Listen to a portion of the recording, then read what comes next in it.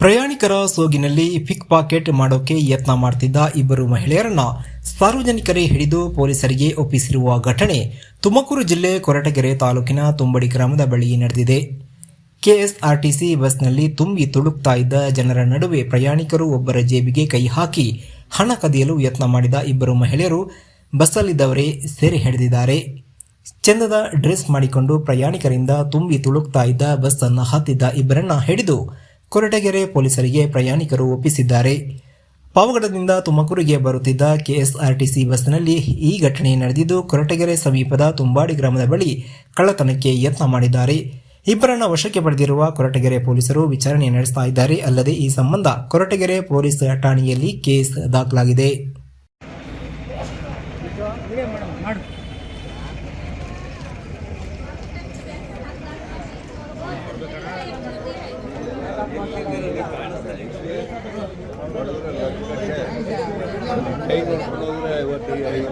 ಮೂವತ್ತು gram chain ನೋಡಿದ್ರೆ ಎಷ್ಟಾರು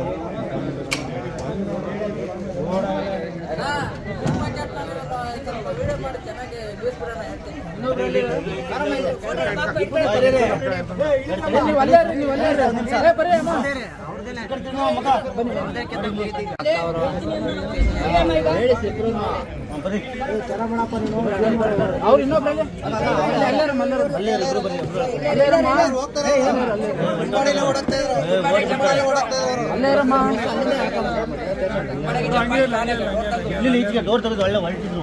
ನಾವು ಡಿಪಾರ್ಟ್ಮೆಂಟ್ ಅಲ್ಲಿ ಕಂಡಕ್ಟರ್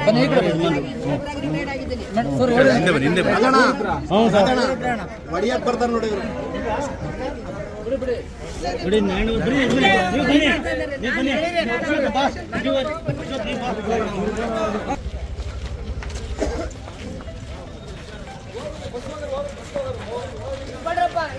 ನಾನೇ ಡಿಪಾರ್ಟ್ಮೆಂಟ್ ಅಲ್ಲಿ ಇದ್ದೀನಿ. ನನಗೆ ಕೈ ಹಾಕಿ ನನಗೆ ಹೊಡೆಯಕ್ಕೆ ಬರ್ತಾರೆ ಅಮ್ಮ.